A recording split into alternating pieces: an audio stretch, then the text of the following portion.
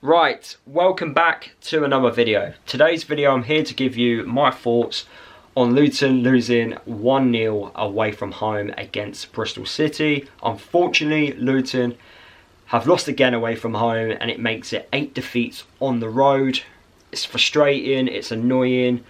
I'm going to try my best not to keep repeating the same stuff which I have been repeating over our last defeats which we suffered away from home. But the fact that it's being repetitive just shows you the lack of change which we're doing to the team, because we keep seeing the same stuff. It's frustrating, it really is.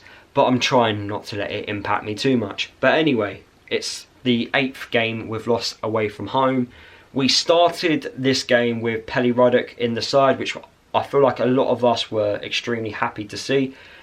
Pelly, after his performance coming on against Derby, he certainly made an impact, and I thought at times he did quite well against Bristol City. I thought today the attacking aspect of our play was the problem. It wasn't the defensive side of things. Going forward, I felt we were predictable. We weren't playing to our strengths. We weren't progressing the ball up quickly enough. And I just felt Bristol City defensively were able to handle us quite easy. We didn't really make it a challenge for them. And it was just a routine game for them to deal with us, in my opinion. I didn't feel like they showed any bit of quality. And the moment where, well, in fact, the game lacked so much quality. The one moment of quality which we all got to see was when Scott Twine from outside the box had a shot at goal and it went in. Now, if you watch my match preview of this game, you would know that I highlighted this, that Bristol City are a side that will, if the opportunity arises, will have a go from long range. And a player like Scott Twine, who has that ability in his locker, who scored a lot of goals from outside the box for Bristol City, when you give him time, he's going to do that. So defensively, at that particular moment, we should have closed him down a lot quicker. The goal did come from a soft free kick, but then again, we were too slow to react from that. Bristol City moved the ball quickly, gave it to him. He has a free shot at goal, and we just were unable to deal with it. And for a majority of the game, it was a game that lacked real quality in front of goal, especially from a Luton perspective. Now, I did feel like Victor Moses was poor. For me, he was the one player that was letting us down, especially in the first half. Just kept losing the ball, we kept giving it away. I thought his performance was quite poor today. But I thought in the first half, look, defensively, I thought we just did okay. I thought, right, we're doing enough. Thomas isn't making any, amazing saves. If he's doing a save, it's more routine. We're coping with what Bristol City have got. We're doing all right. If we repeat that in the second half, I'll 100% take a point. Of course, that obviously didn't happen, but I thought first half it was alright. We got better as the game got on. I feel like we were growing in a little bit of confidence. We were trying our best to put balls into the box and getting into those attacking areas, but we just lacked any real quality. Now, one moment in the game, and it did frustrate me, and it did happen in the first half. Chong took a quick throw in, gave it to Morris. Morris puts in a fantastic ball into the box. Elijah is nowhere to be seen. And I've highlighted this on so many videos, especially over the last couple of weeks, over the last couple of games. If Morris and Elijah Adebayo are going to be our strikers, then you've got to put crosses into the box. But then if we do put a cross into the box, one of them needs to be there. One of them needs to be, attacking that cross. I'm getting really fed up and sick of putting decent balls into the box for our strikers not to be attacking them. If they're not going to do it, stop playing them. Just stop playing them. Play someone else. Play Taylor. Play Woodrow. Give me something different, because it is so frustrating. Or just play one striker. It frustrates me. It honestly frustrates me.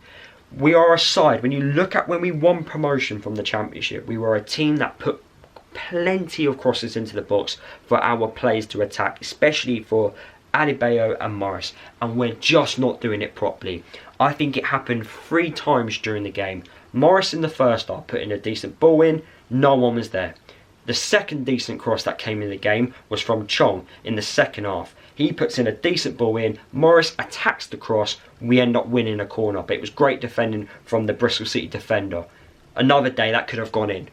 Third cross came from Phillips, who made his debut today, a youth lad that we've signed from, who was on the books at Fulham, who had a loan spell at Bath earlier on in the season. He came on today to make his debut. He puts in a fantastic ball into the box, which ends up, I believe, winning a corner. 3 decent balls. That's not enough. It's just not enough. You've got to do that more.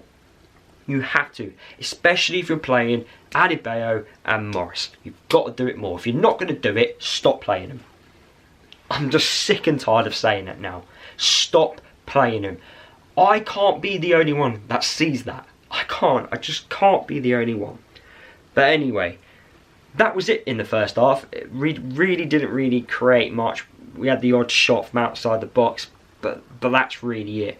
Second half, obviously after Bristol City got their goal, they obviously scored the offside goal. The player was just ahead of the ball. But then in the second half, Chong, this was the second thing that frustrated me in the second half.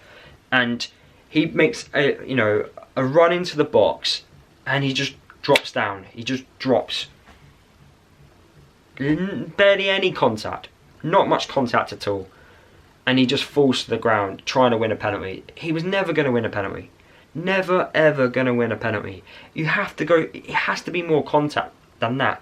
And that frustrates me because he got into such a dangerous position there. He could have done anything. He could have had a shot. He could have tried to play the ball across goal. Instead he fell over trying to win a cheap penalty. That frustrated me from Chong. And he is weak. And I don't want to see that. I don't want to see you just diving for a trying to win a penalty. That did frustrate me. So that happened.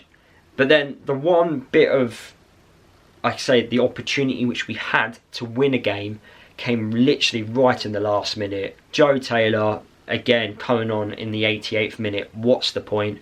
Puts in a ball from the right-hand side. It was a low cross. Maybe if we put in 4 decent crosses actually into the box today.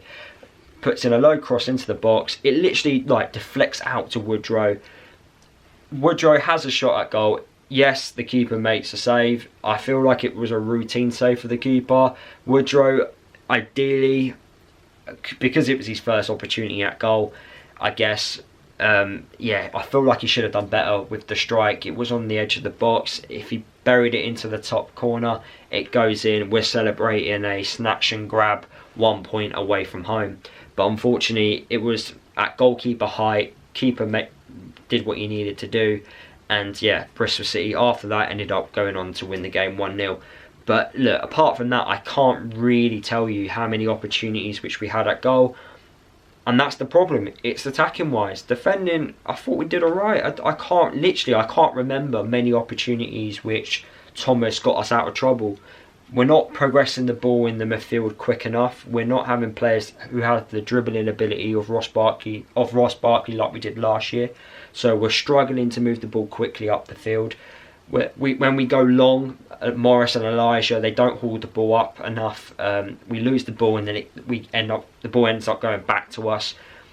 We can blame injuries, we can do all that stuff, but ultimately, if you're not going to adapt, you're not going to change the way you attack, then you're going to keep getting the same answers. And I personally wouldn't even be giving Rob Edwards money, because we've seen the bad side of Rob Edwards. We've seen the good, we've seen the bad now, and I don't like what I've seen. I see a manager tactically unable to adapt. You may say there were warning signs prior to what we're seeing now, but ultimately, if you've got players not available to play the system, then it's your own fault as a manager. I just see it as black and white, really. People blame the 3 at the back. When you look at the best teams in the world who play 3 at the back, one of them is Inter Milan. They play with 2 completely different types of strikers. One striker who likes to link up the play in Martinez, and then the French international who's more of a target man. So 2 different types of strikers. They play with 3 midfielders who are 1, comfortable at receiving the ball, 2, comfortable at passing, 3, are able to progress up the pitch using their dribbling ability. Their wing backs are athletic wing backs who can go up and down, offer attacking threat, and also are defensively solid. And then you look at their defence, comfortable at receiving the ball, and they also can progress up the field. So when you look at one of the best in the world, and I know they've got world-class players, and look at how we're doing it, and look at the difference between the two, we are literally miles away from it, and that's your problem. So if he ain't going to change the personnel, we're going to keep getting the same answers, and this is what I keep repeating myself with. That's it. That's the end. I will talk more in tomorrow's video. I don't want to be negative, but guys, like, I can't. What can I do? It's just getting frustrating with Edwards. It just is. But anyway, tomorrow I'll give you 5 talking points from the game. Hopefully you don't let this result ruin your Christmas. I'm certainly not. I'm going to go and enjoy watching the rest of the football that's on this evening. So I'll see you guys in tomorrow's video.